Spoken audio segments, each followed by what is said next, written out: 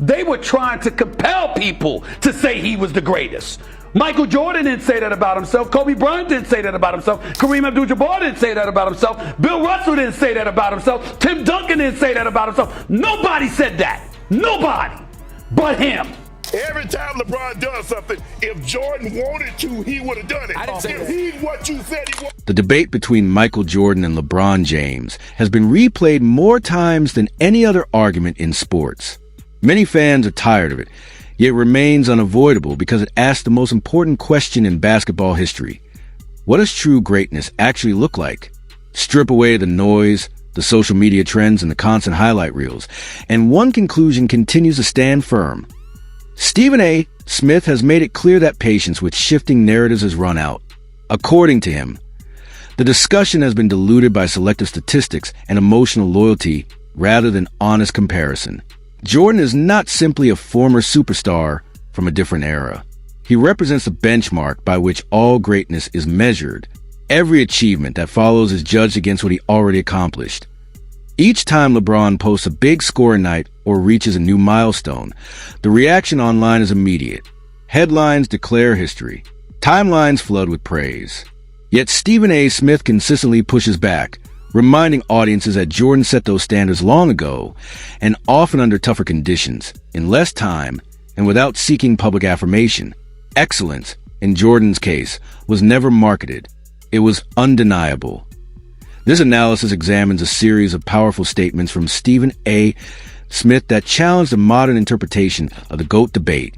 Each quote addresses a different angle: longevity, dominance, timing, and impact, systematically breaking down the argument that LeBron surpassed what Jordan built. The goal is not disrespect, but clarity. Smith begins by highlighting a moment that speaks louder than raw totals. Michael Jordan became the first player in league history to score 40 points at age 40. That achievement was not simply about numbers on a stat sheet. It symbolized durability, competitiveness, and a refusal to fade quietly. Jordan returned to the league after multiple retirements and still delivered performances that commanded respect across the sport that LeBron James, now deep into his career, has recorded a higher number of 40-point games overall. While that consistency is remarkable, Smith emphasizes a difference in context. Those performances are spread across an unusually long career, made possible by modern training, sports science, and extended opportunities. Longevity matters, but it is not the same as dominance. The contrast is the core of Smith's argument. Jordan compressed greatness into fewer seasons. He reached the peak quickly and stayed there. He did not rely on time to build his case. His impact was immediate and overwhelming. LeBron's career, while historic in its own way, has unfolded gradually. Requiring decades to assemble comparable milestones to Jordan's legacy is defined by intensity and inevitability. When he was on the floor, outcomes felt predetermined. His presence reshaped offenses, altered careers, and changed how the league marketed itself. Even late in his playing days, he produced moments that reminded everyone why his name still carries weight decades later. Stephen A. Smith's position is not about diminishing LeBron James. It is about preserving perspective. Numbers alone cannot capture influence, fear, or cultural shift. Jordan did not just play basketball, he redefined it. That level of impact goes beyond record books and highlight packages. In the end, the debate persists because greatness means different things to different people. But Smith's conclusion is firm. Michael Jordan did not chase history. History followed him. Until someone matches that standard in full, not just in totals, but in dominance, timing, and presence, the summit remains occupied. Jordan was the first 40-year-old to drop 40. That's number one. LeBron James is in his 22nd season. That was the 78th time in his career he has scored over 40. Stephen A.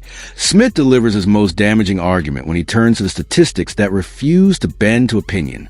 This is where emotion fades and reality takes over. Michael Jordan played 7 fewer seasons than LeBron James, yet still produced an astonishing 173 games with 40 points or more. That number is not a footnote. It is a headline. Jordan achieved this in just 15 seasons, including 2 years where he returned after retirement and had to readjust to the speed, physicality, and rhythm of the league. Even during those comeback years, his dominance remained intact. He didn't simply score often. He scored decisively, efficiently, and with a precision that broke defensive schemes and demoralized opponents.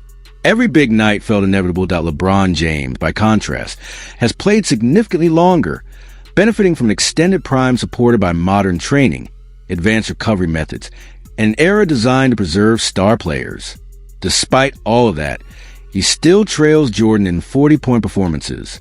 That reality raises an uncomfortable question. If more time, more games, and more opportunities were supposed to close the gap, why hasn't it happened? Stephen A. Smith's conclusion is straightforward. Longevity is impressive, but it is not dominance. Jordan didn't need decades to prove his superiority. His impact was immediate and overwhelming. He didn't accumulate greatness slowly. He imposed it forcefully, season after season, without relying on extended career length to build his case. The era matters too. Jordan played when defenses were more physical, hand-checking was legal, spacing was limited, and scoring came at a premium. Fouls were harder to earn and easier to absorb. Putting up massive scoring numbers in that environment required more than skill. It required mental toughness, durability, and a willingness to embrace contact rather than avoid it. LeBron's accomplishments remain historic, and Stephen A. Smith does not deny that. But he challenges the idea that endurance alone elevates a player above someone who reached greater heights in less time. Longevity, in this framing, becomes a necessity rather than a weapon. It was required just to keep the comparison alive. Those 173 games are not just a statistic. They are evidence of sustained offensive control, of a player who didn't need time to mature into greatness. Jordan arrived dominant and stayed dominant. That distinction matters. For Stephen A. Smith, this is where the argument settles. Jordan did more with less time, under tougher conditions, and with fewer advantages. Until someone matches that level of efficiency, pressure, and inevitability, the standard remains untouched. Michael Jordan didn't chase a legacy. He defined it, and no amount of extra seasons can rewrite that truth. How many 40-point games did Michael Jordan have? 173! Stephen A. Smith shifts his focus to a chapter of LeBron James' career that often gets glossed over in modern debates: the early years. According to Smith, those first seasons tell an important story. LeBron entered the league with unprecedented expectations, yet his path to championships was not immediate. It took time, adjustments, and hard lessons before success followed. Michael Jordan's arrival looked very different. There was no extended adjustment period and no gradual climb toward dominance. From the moment he stepped onto an NBA floor, his presence was undeniable. He joined a struggling Chicago franchise and, through force of will and relentless competitiveness, transformed it into the standard of excellence. The turnaround did not come from outside reinforcements. It came from Jordan setting the tone and demanding more from everyone around him. LeBron's journey, while impressive in its own right, followed another route. After years of playoff frustration in Cleveland, he chose to change environments, align with other elite talents, and reset the conditions needed to win. That decision reshaped modern player movement and redefined how stars approach championships. Stephen A. Smith's point is not to dismiss those titles, but to contrast the mindset behind them. The core of Smith's argument is mentality. Jordan did not wait for the league to shape him into a winner. He imposed a standard immediately. His confidence was not granted by media praise or organizational support. It was self-generated. Winning was not a destination. It was the expectation from day one that LeBron, despite extraordinary talent, benefited from structure, mentorship, and carefully built systems that maximize his abilities over time. That evolution speaks to adaptability and intelligence, but also highlights a fundamental difference. One player carved his path through pressure and resistance. The other followed a carefully constructed roadmap toward success. Stephen A. Smith argues that this distinction matters when discussing legacy. Greatness is not defined only by how a career concludes, but by how it begins and how quickly it reshapes the world around it. Jordan entered the league carrying a sense of authority that did not need validation. He established his place through action and never relinquished it. LeBron's legacy remains historic and influential, but Smith reminds audiences that influence and originality are not the same thing. One player became the reference point others would study and replicate. the other master a model that already existed. That is why, in Smith's view, the comparison ultimately falls apart. One set the standard, the other followed it. And in the history of sports, the standard setter is the one who endures. Anything that Michael Jordan wanted to do, he didn't spend the first 8 years shivering. He didn't have to go to South Beach to learn how to... Shannon Sharp raised a question that immediately lit up the studio. If Michael Jordan was truly capable of everything people claim, then why didn't he pursue the same milestones LeBron James is chasing now? On the surface, it sounded reasonable. In reality, Stephen A. Smith saw it as a misunderstanding of what greatness actually looks like. The flaw in that question is simple. Jordan never needed to chase longevity records or reinvent his resume because his case was already complete. He didn't rely on extended seasons, changing teams, or assembling star-studded rosters to validate his dominance. He stayed where he was, won consistently, and left nothing unfinished. The work spoke for itself. Stephen A. Smith's counterpoint flips the debate entirely.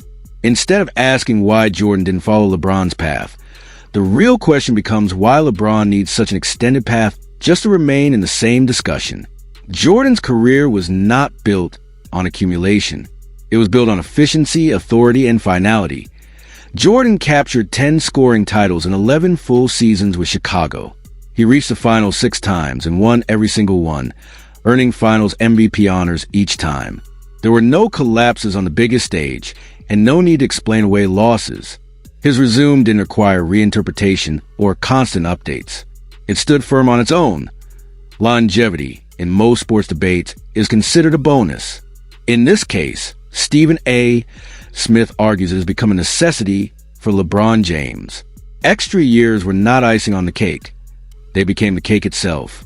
Without the extended timeline, the argument weakened significantly to Jordan's career, by contrast, was shorter but more decisive. Even that shorter span is misleading, as it includes multiple retirements and a final chapter in Washington, when expectations were minimal. Yet even then, he delivered moments that reminded everyone who set the standard in the first place. Stephen A. Smith's most pointed remark cuts through the noise with brutal efficiency. LeBron has 7 more years in the league than Jordan and is still trying to reach the same peak. That statement alone carries the weight of the entire argument. More time, more games, more resources, and still the destination remains out of reach. The implication is unavoidable. If additional seasons were enough to surpass Jordan, it would have already happened. Championships, defining moments, and cultural dominance would have clearly tilted the scale. Instead, the debate continues because the gap has never fully closed. Stephen A. Smith then shifts tone, using humor to highlight the absurdity of the situation. He points out that LeBron has been in the league longer than many people spend completing major life chapters. Yet the comparison still hasn't been settled. That observation isn't meant to mock effort. It's meant to expose how long the chase has lasted without resolution. LeBron supporters often point to durability, consistency, and sustained excellence. Those qualities are impressive. But Stephen A. Smith argues that they cannot replace inevitability. Jordan's impact was immediate and permanent. It arrived quickly and reshaped the league without requiring decades of context. Jordan's career arc was clean and decisive.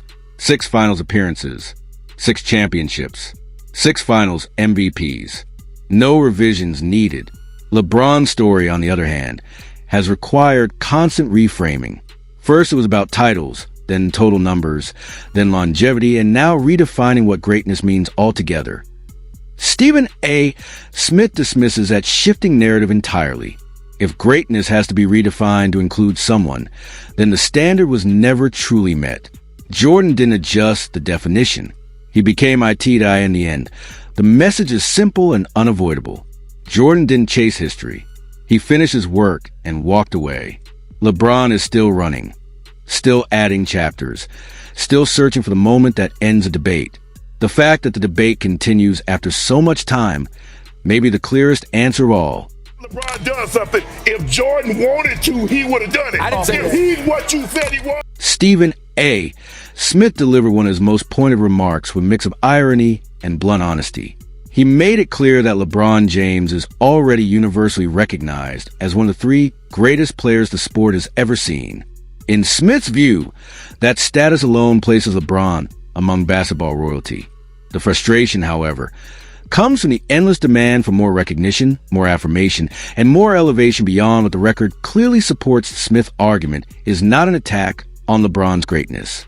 On the contrary, it is an acknowledgement of it. Being ranked among the top 3 players in history is an extraordinary achievement that most athletes could never dream of reaching. The issue arises when that distinction is treated as insufficient, when it becomes a starting point for further campaigns instead of the final destination. It should represent the center of this debate is a sense of entitlement surrounding the legacy conversation. According to Smith, some supporters are not satisfied with excellence unless it is crowned as absolute dominance. They are not content with LeBron's place among the all-time greats.